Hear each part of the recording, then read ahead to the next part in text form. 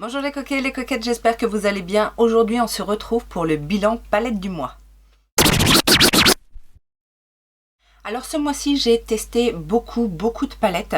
Je vais vous en présenter 12 aujourd'hui, mais j'en ai testé plus. En fait, j'ai réintégré certaines palettes alors pas dans ma rotation, mais j'ai retesté certaines palettes ou j'ai redécouvert certaines palettes grâce à mon fameux projet Haul Coquette Megastore.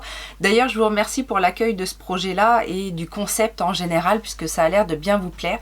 J'en profite juste pour faire une petite aparté, parce que j'ai cru que ça avait été un peu mal interprété par certaines personnes. L'idée du Haul Coquette Megastore, ça n'est pas de trouver des dupes, sinon je vous ferai des vidéos dupes tout simplement. Mais c'est en fait de retrouver, fonction de l'idée qu'on se fait d'un produit, soit par ses promesses marketing, soit par l'aspect visuel, etc. Et bien de retrouver dans sa propre collection des choses qui nous font penser à ces choses-là. Alors si on trouve des dupes parfaits, c'est encore mieux, mais voilà, l'idée c'est vraiment plus de se fier à ses sensations, à ses ressentis, et du coup voir si effectivement ça fait passer l'envie de la nouveauté, ou si on s'est tellement amusé avec ce qu'on a retrouvé que finalement on en a oublié les produits qui nous faisaient tant envie. Aparté faite, on va pouvoir passer à mon classement palette, sachant que je vous présente les palettes par ordre croissant, de la moins bonne à ce qui m'a fait le plus bonne impression. Je vous montre les swatchs des palettes et également les looks que j'ai réalisés et que je vous ai postés tout au long du mois sur Instagram. Donc si vous ne me suivez pas encore sur Instagram ou sur Facebook, puisque les posts sont communs aux deux réseaux, eh bien je vous invite à me retrouver. Vous avez tout ça en barre d'informations. Ça nous permet, voilà, de papoter et de voir au fur et à mesure des looks qui sont postés, de discuter un petit peu sur les palettes, les looks, etc. J'en profite également pour vous inviter à vous abonner si ça n'est pas encore fait, à enclencher la cloche de notification et de mettre dès à présent les petits pouces en l'air parce que voilà, on va parler palettes, donc forcément si vous êtes là c'est que ça vous plaît. Alors je vous préviens tout de suite, il n'y a pas eu de grosses catastrophes dans la découverte des palettes de ce mois-ci, mais voilà, il y a eu des petites déceptions, et j'ai envie de vous dire que la première palette que je vais vous présenter aujourd'hui, ça fait partie de ça, c'est-à-dire que je ne m'attendais pas non plus à grand-chose. C'est une palette qui coûte à la base une quinzaine d'euros sur le site officiel ou là où on la trouve, que moi j'ai personnellement eu à moindre coût puisque je l'ai payé 5 euros puisqu'elle était en très grosse promo sur Boozy Shop, je crois. Donc voilà, je ne m'attendais pas à grand chose. Cela dit, c'est une version maxi d'une gamme de palettes que je connais bien. Il s'agit en fait de la palette de chez Révolution, la Maxi Reloaded en teinte Hearth. Donc c'est effectivement une harmonie qui est plutôt orientée autour du vert, du bleu, des couleurs effectivement qui rappellent les couleurs de la terre. Je vous disais, je connais les palettes Reloaded et je trouve que dans l'ensemble, elles sont plutôt de bonne qualité. Je vous rappelle, les Reloaded, c'est 15 fards pour 5 euros. En règle générale, puisqu'on peut les avoir aussi plus ou moins cher avec des promotions. Celle-ci coûte 15 euros à la base. Bon, moi je l'ai eu beaucoup moins cher, mais à la base c'est 15 euros. Et j'ai envie de vous dire que je préfère en fait les Reloaded classiques. Alors certes, vous n'aurez pas autant de couleurs et il va falloir un petit peu cibler votre color story préféré. Mais j'ai quand même eu l'impression que la qualité est plus constante dans les palettes 15 fards que dans celle-ci. Alors dans celle-ci on a 45 couleurs, donc c'est effectivement énorme. On a des mats, on a des satinés, on a des fards qui sont un petit peu marbrés, et c'est ce qui me plaisait en fait dans cette color story générale. J'ai fait quelques looks avec. Je suis satisfaite des looks que j'ai fait avec cette palette. La seule chose, c'est qu'effectivement, d'un fard à l'autre, on n'a pas la même texture. Donc des fois, c'est bien pigmenté, des fois, ça l'est un peu moins. On a également des fards à effet et des fards lumineux qui ne sont pas toujours les mêmes. Il y en a qui sont très poudreux, il y en a qui sont plutôt crémeux, fondants. Donc c'est un petit peu le problème, parce que du coup on ne sait pas trop sur quoi tomber. Après, il y a de très jolies couleurs dans cette palette. Notamment ce bleu vert cadar là qui est très joli. Alors J'ai d'autres palettes où il va y avoir cette couleur en beaucoup plus intense, beaucoup plus pigmentée, mais j'ai envie de vous dire, si vous aimez ce genre de palette à moindre coût avec un maximum de couleurs, pourquoi pas, mais attention, il faut pas être trop exigeant sur la pigmentation et savoir un petit peu manipuler toutes les sortes de textures de fard parce que voilà, on peut avoir certaines petites déceptions. La deuxième palette que je vous présente est extrêmement belle sur le plan esthétique, mais j'ai eu quelques petites déconvenues à l'utilisation de cette palette. En tout cas, encore une fois, il y a beaucoup de différences entre les différentes textures de fard et ça, c'est vrai que ça peut être un petit peu problématique. J'ai fait une revue complète de la marque, d'ailleurs je vous la mettrai ici en petit si vous ne l'avez pas vue. Il s'agit donc de la palette The Sea. Donc moi j'ai la Fireworks Crystal Skulls qui se présente comme ceci. Alors le packaging est effectivement très joli. On a une harmonie qui est plutôt sympa avec ces teintes mauves et aussi quelques couleurs un petit peu plus intenses. Le gros plus de cette palette, c'est effectivement les fards lumineux, les fards pailletés, même les paillettes pressées parce que effectivement ils sont très jolis. Les fards lumineux, enfin les fards métalliques plus précisément, les fards métalliques sont bien intenses, texture crème, se travaillent bien, là-dessus il n'y a pas de souci et les lumineux sont soit un peu en transparence, un peu topper ou alors glissent sous le doigt, sont très bien. Le problème de cette palette, en fait, ce sont les fards mat, puisqu'ils sont très peu pigmentés. Alors sur les teintes pastel, je pourrais passer, sauf que les teintes foncées, c'est la même chose, et surtout, c'est ce que je vous disais dans la vidéo, ce sont des fards, en fait, qu'on va pouvoir construire en mettant plusieurs couches, mais si on repasse par-dessus, la pigmentation s'en va. Donc ça, pour moi, c'est problématique, et du coup, ça m'a un petit peu déçue par rapport au test de cette marque. Donc effectivement, je trouve les packaging très jolis, les color story très jolis, mais je n'y retournerai pas à cause de ça. Je vais ensuite mettre la petite palette 9 fards de chez Dior Backstage. Donc c'est la, est-ce qu'elle a un nom? La 01 Universal Neutrals. Donc on a en fait dans cette palette 9 pannes, mais pas tout à fait 9 fards à paupières, puisque vous avez une petite teinte ici crémeuse qui va servir de base à paupières. Et vous avez ici un espèce de mixing en crème aussi qui va permettre d'utiliser les fards à paupières en liner. Alors, la base à paupières fonctionne relativement bien. Maintenant, je ne suis pas fan de ce genre de panne crème dans un truc poudre parce que voilà, ça accroche les fards et voilà, c'est pas... Donc en fait, voilà, je suis pas fan. L'autre petit produit pour travailler en liner, j'ai envie de vous dire, c'est un petit peu too much aussi parce que celui que j'aurais envie de travailler en liner, c'est bien évidemment le noir et tout seul, il se travaille très bien en liner avec un pinceau biseauté, etc. Il est très intense, il est assez crémeux, il fait pas trop de chute, etc. Donc je me dis c'est pas vraiment utile. J'ai essayé aussi avec le marron et c'est pareil en fait. Alors le marron n'est pas très intense, donc pourquoi pas, mais voilà, je trouve pas en fait je trouve que ça c'est en trop et que on aurait préféré, enfin j'aurais préféré en tout cas avoir 9 vrais fards à paupières. Pour le reste, elle n'est pas très en haut de mon classement parce que ça reste une palette de neutre et que j'attendais plus en fait des deux teintes qui me donnaient très envie, c'est-à-dire ce taupe ici et le fard un peu pailleté là. Le fard un peu pailleté, je voulais des vraies paillettes et ça n'est pas tout à fait ça. C'est un fard un petit peu doré comme ça, un petit peu en transparence, hein, c'est pas le plus intense. Mais du coup voilà, s'il y avait eu des bonnes paillettes là qui accrochent bien et tout, qui peut faire en sorte qu'on transforme notre make-up assez classique nude en un truc vachement pailleté, eh ben j'aurais préféré. Et le taupe, alors c'est une très jolie couleur, mais voilà, c'est...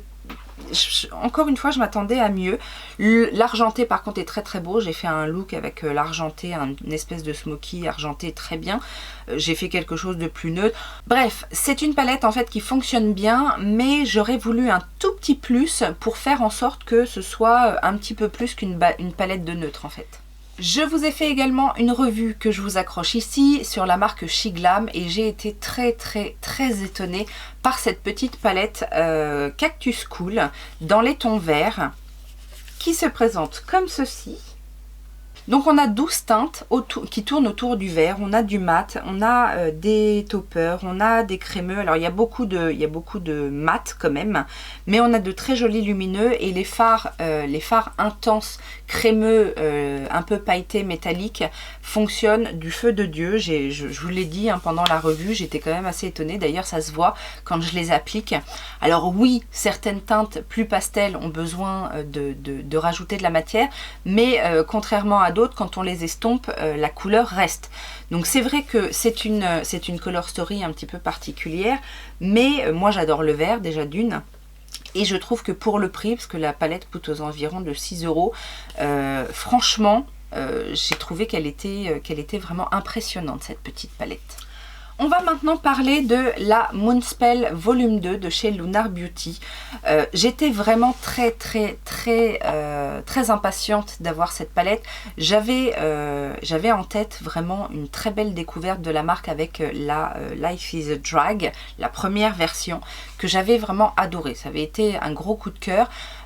Étonnamment parce que effectivement il y avait beaucoup de nude, des couleurs très colorées classiques et deux fards lumineux aussi un petit peu classiques, mais en termes de qualité on était vraiment sur quelque chose de très crémeux et très pigmenté, et j'aurais aimé retrouver cette même qualité, cette haute qualité dans la Moonspell volume 2, et j'ai pas tout à fait trouvé la même chose.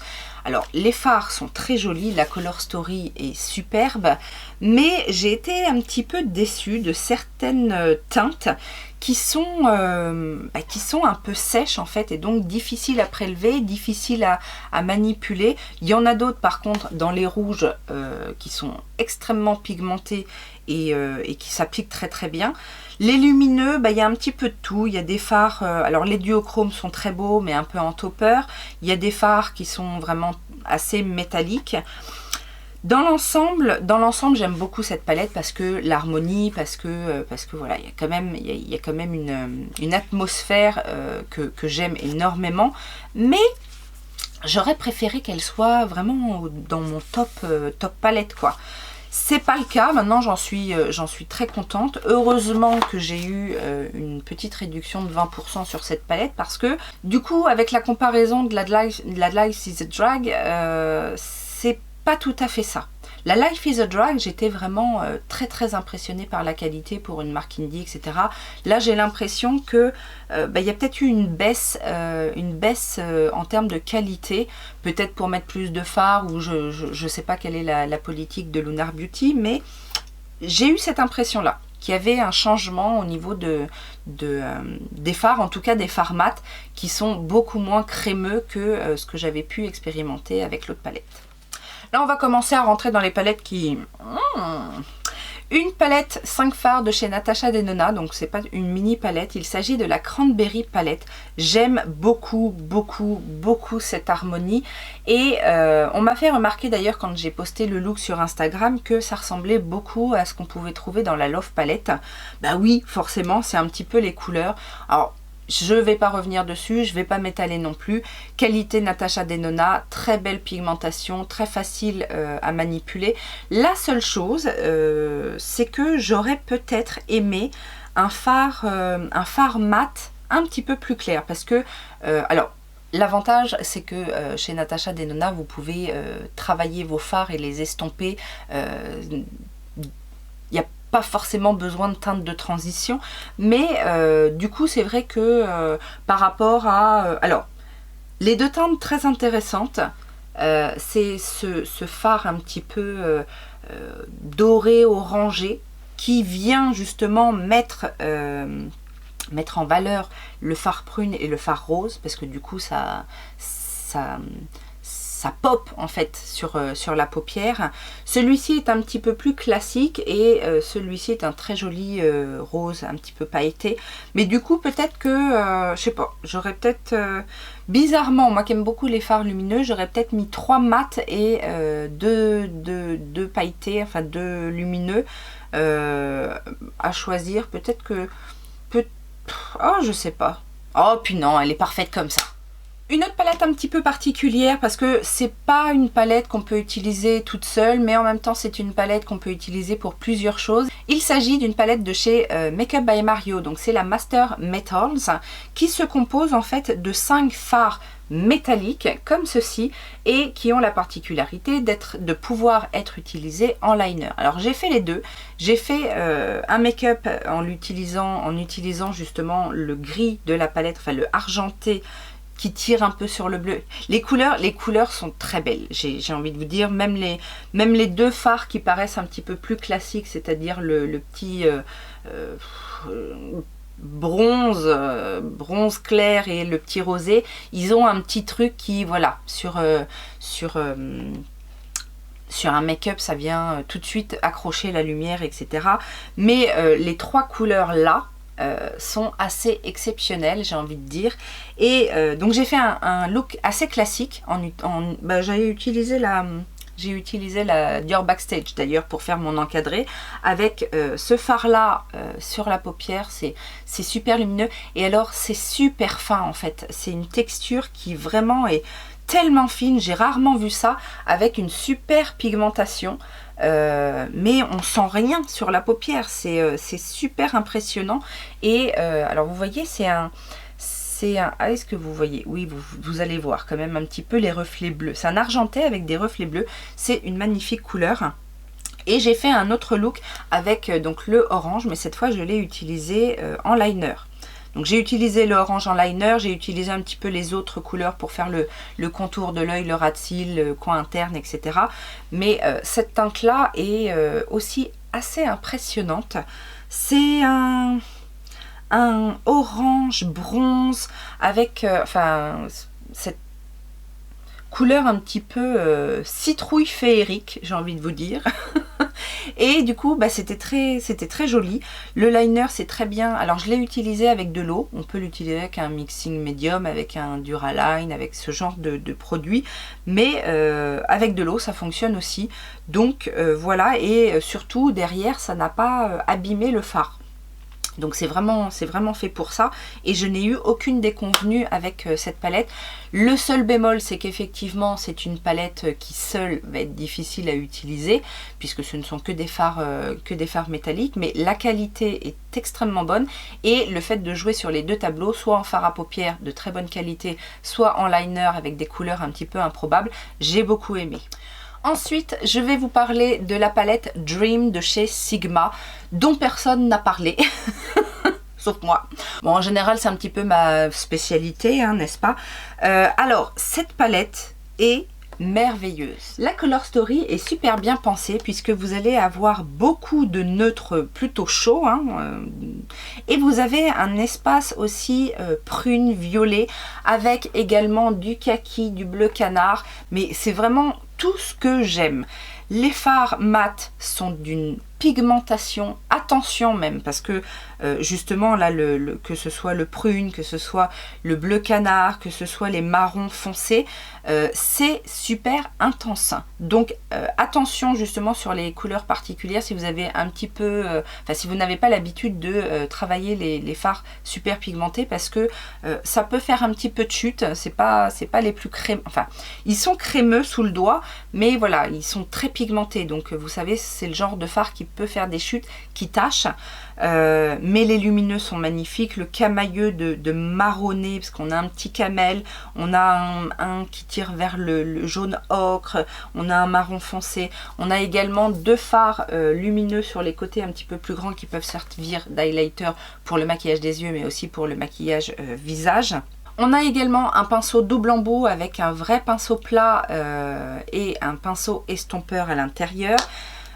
Cette palette vaut le détour parce que je la trouve très versatile et que ça fonctionne, quoi. C'est vraiment, il y a de belles intensités. Il n'y a pas de fard ultra pailleté, ça reste des fards qui vont être très lumineux, mais par contre quand ils sont lumineux, ils sont bien lumineux. Voilà une palette que je peux effectivement vous recommander si vous aimez le côté soit neutre chaud, soit des couleurs un petit peu plus vives et qui sortent plus ou moins de l'ordinaire, parce que bon, il y a le côté un petit peu rose, violet, violine bordeaux, mais il y a aussi le petit kaki, le petit bleu canard, et ça en fait une palette que j'ai beaucoup aimé utiliser en fait.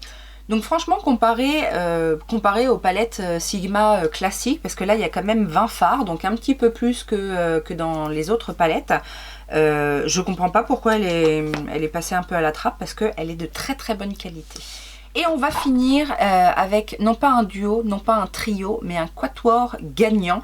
Ce mois-ci, j'ai mis à l'honneur la marque Beauty Bay. Alors, je vous avais déjà présenté la palette le mois dernier parce que ça avait été une de mes préférées et je l'ai un petit peu réutilisée ce mois-ci. Il s'agit de la Age of Opulence de Beauty Bay que j'ai vraiment kiffé sa race. J'adore. C'est bon, je vous ai déjà dit le mois dernier, c'est ma came, c'est mes couleurs, c'est la pigmentation que j'aime, ça se travaille bien, même les fards les plus foncés se travaillent très bien, et donc du coup je la remets un petit peu à l'honneur puisque je l'ai en plus réutilisée. Et j'ai également utilisé sa petite sœur, la petite Golden Age. Donc là, on est sur une palette 9 teintes et beaucoup plus neutre puisque c'est une harmonie en fait de brun et de doré. Alors, j'ai envie de vous dire, il y a pas mal de doré aussi dans la Age of Opulence. Ce ne sont pas les mêmes, j'ai fait la comparaison et ce ne sont pas les mêmes dorés. Maintenant, voilà, des dorés, on peut en faire plein de sortes. Mais c'est une très belle palette de même qualité. Celle-ci, je crois qu'en tarif plein, elle est à 7,50 €, donc autant vous dire que c'est donné. Si vous avez l'habitude d'utiliser des bruns pour vous maquiller tous les jours, eh ben, allez-y, et surtout qu'en plus vous allez pouvoir mettre une petite touche de doré. Il y a un doré vraiment doré, il y en a un petit peu plus clair hors blanc, il y en a un petit peu plus bronze, il y en a un petit peu chocolat, il y en a un petit peu qui tire sur le vert. Bref, c'est une très très jolie petite palette. Est-ce qu'elle m'est indispensable? Non. Est-ce que ça a été un super coup de cœur? Non. Enfin, ça n'a pas été ça a été un coup de cœur, mais pas un super coup de cœur. Mais c'est surtout que j'ai envie de vous dire pour le prix. Voilà, c'est une palette qui peut plaire à un maximum de personnes. Et voilà, je l'ai mise à l'honneur. La gamme complète d'effets de chez Beauty Bay est parfaite. J'ai également testé enfin la Wilderness. Alors, je vous ai fait un top palette Beauty Bay parce que vraiment j'adore travailler ces fards là et qu'en plus j'aime les Color Story et qu'en plus c'est pas cher. Cela dit, j'aime bien la Color Story de cette palette. J'aime le fait qu'on ait mis beaucoup de vert bleu avec quand même une petite rangée de rouges qui sont assez intenses. Mais j'ai un petit reproche, j'ai l'impression, et pour le coup j'en ai testé plusieurs ce mois-ci, j'ai l'impression que dans cette palette, les mats sont un petit peu plus secs, un petit peu plus compressés et donc du coup un petit peu plus difficiles à travailler. Je me suis vue, sur les looks que j'ai fait avec cette palette, retourner dans les fards pour intensifier en fait la présence des fards sur mon œil. Alors pas trop sur les rouges marrons, mais sur les verts. Sur les verts bleus, c'est assez bizarre parce qu'en général, c'est tout le contraire dans les autres palettes que j'ai testées de la marque. C'est-à-dire que c'est un petit peu poudreux. On reproche souvent que c'est un petit peu poudreux, mais que voilà, c'est tout de suite intense, etc. Là, on est un petit peu à l'inverse, c'est-à-dire que c'est pigmenté, mais je pense que c'est très compressé. Donc du coup, on doit venir rajouter et pour construire le make-up en fait. Ils sont un petit peu moins étirables que les autres, mais ça reste une très jolie palette et du coup j'aime bien. J'ai fait d'ailleurs, j'ai fait un look plutôt dans les tons rouges, un look plutôt dans les tons verts. Les lumineux, mais bon, les lumineux de chez Beauty Bay, c'est alors souvent à travailler au doigt, quoique ça dépend des lumineux. Il y en a qui sont un petit peu granuleux, donc là vaut mieux les prendre au doigt parce que bon, ça évite les chutes, ça permet de bien travailler en aplat, mais il y en a d'autres qui fonctionnent très très bien au pinceau. Et alors, ma chouchoute du mois, c'est encore une palette Beauty Bay. C'est une palette que j'avais mis dans un anti-haul, mais je me demande bien pourquoi. Alors si, je sais, je pense que c'est parce que d'une, elle était un petit peu plus chère que les autres et que elle était mal rangée en fait. Je pense que c'est ça. Mais alors, je regrette parce que, vous voyez, elle était dans mon anti-haul et finalement, je l'ai quand même obtenue.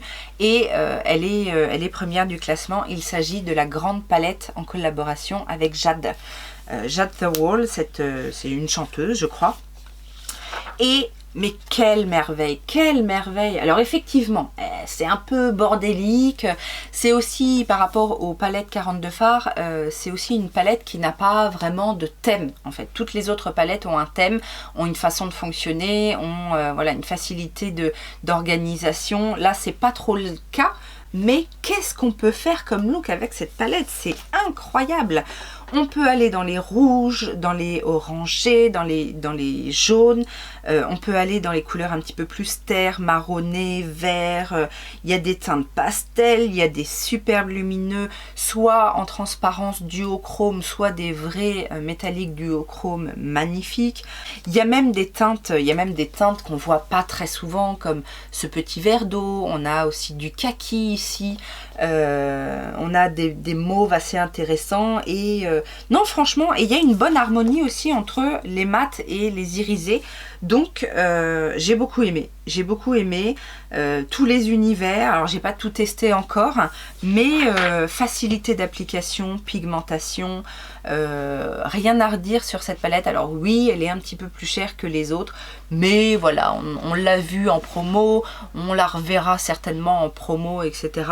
Et ça reste une grande palette. Vous savez que moi j'ai tendance à préférer les grandes palettes, mais et puis finalement je me suis fait aussi au design, même si je trouvais ça un peu brouillon. Disons qu'effectivement le thème me plaît, le fait que ce soit un petit peu astral avec ce chemin un peu désertique, mais d'une autre ère planétaire. Oui, oui, autant laisser vaguer l'imagination. Je le trouvais un petit peu fouillis et puis finalement, bon, ça passe quoi. C'est pas ce que j'aurais fait sur ce thème-là. J'aurais fait quelque chose d'un petit peu plus épuré, mais en même temps, ça va bien avec l'intérieur, l'atmosphère intérieure de la palette. Donc voilà ce que j'avais à dire sur les palettes Beauty Bay, encore une fois, qui, bon, même si il y a de meilleure qualité, c'est pas ce que je suis en train de dire, c'est pas les meilleures qualités du monde, les palettes Beauty Bay, mais en termes de rapport qualité, originalité, créativité, c'est un tout en fait. Et donc du coup, moi ça m'exalte ce genre de choses. Donc voilà, en gros, pour ce bilan du mois, n'hésitez pas à me dire ce que vous avez pensé des différents looks, si vous connaissez certaines palettes, s'il y en a qui vous donnent envie, s'il y en a qui vous ont fait horreur. Ou alors, n'hésitez pas à me mettre en commentaire la palette du moment qui vous fait chavirer votre petit cœur de coquet et de coquette. Sur ce, je vais vous laisser. Bien évidemment, je vous souhaite plein de bonnes choses. On n'oublie pas, hein, on s'abonne, on commente, on met les petits pouces en l'air et tout ça. Et puis, on me rejoint sur mes réseaux sociaux. Je n'ai plus qu'à vous remercier et à vous dire à très bientôt dans une prochaine vidéo. Je vous fais plein de gros bisous. Ciao, ciao!